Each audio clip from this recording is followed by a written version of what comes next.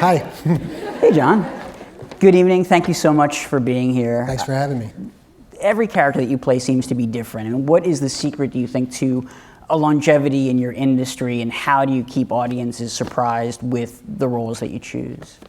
I think, you just have to keep trying to get in as much trouble as you can and find your way home, And I think you have to authentically explore the different parts of yourself that, you can mine. And, you have to get lucky, and you got to work with good people. And, I don't know if there's anything more profound than that. How do you know when you're reading a script that this is a John Cusack movie or a John Cusack? Well, I don't use those two names. Okay. I don't sort of think of myself in the third person like, LeBron James only goes to these stadiums with I don't know. LeBron James is probably really nice, but I don't use the third person.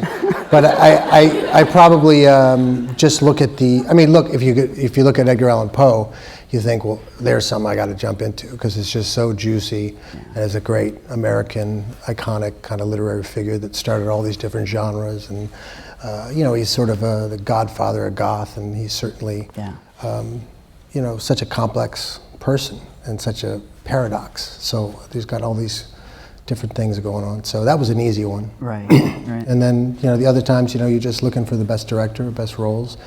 Same things. Right. And you're pretty hands-on in some cases with your films. You want to be able to produce. You often have screenplay, participation and credit. So, it's also at times, I suppose, you want to have that hands-on experience. Yeah, I think you want to, after a while, I think producing is basically just getting the right people together and creating an environment that, you know that actors can be successful in, and, take some risks and, keep the fear off the set. Right. So I enjoy that part of it too. I enjoy doing that. You starred in and produced a really hilarious movie just a couple of years ago called Hot Tub Time Machine. Thank you. We don't have any clips because it's way too baudy. My finest hour. Yeah. I think there's a case to be made, but sure, why not? But that movie dealt with the characters traveling back to the decade that we sort of think of as the coming of Cusack. Was that? See, another term I would never use. That's what I'm here for, yeah. But did you see that as a way to sort of exercise that phase of your career, or just a way of putting it in the past and saying I'm moving on from this? Well, I thought it was sort of a kind of a funny, kitsch, black, absurd idea, and I thought if I'm going to be self-referential and sort of postmodern, and if somebody's going to do that and they're going to be mean to me, it might as well be me. So I said I should take shots at myself, and then but all movies are a risk, so you just I thought we could do it, and I worked with friend Steve Pink, who I'd done High Fidelity and Grosse Pointe Blank with, and it was just a fun, weird, bizarre comedy. High Fidelity was one of, she wasn't in the clip that we showed, but one of a few movies you've done in which, you appeared opposite your sister Joan in some of the scenes.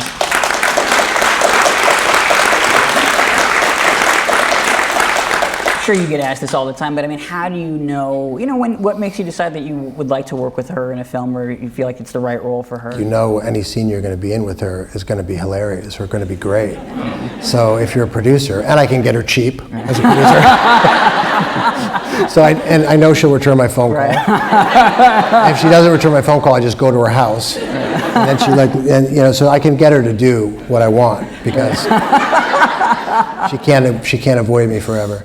A lot of former colleagues of yours who you worked with in that sort of earliest era that didn't go on to 30-year careers, maybe had more ups and downs along the way. What do you think you did differently at that time, and how do you think you avoided some of those pitfalls? Well, the only natural thing I can think of is that I didn't really believe in the celebrity culture, or I never got wrapped up in that part of it.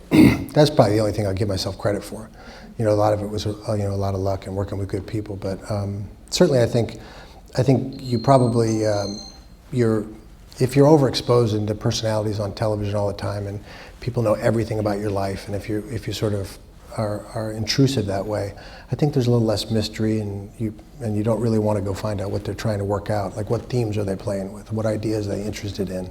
Because you can go, they're talking to you all the time. They never leave. So it's nice to leave and then be wanted back. And I don't know. I think I got that joke a little early that you don't want to overstay your welcome and think that the machine is really interested in what you had for breakfast and all that stuff. That said, I tweet. Yeah.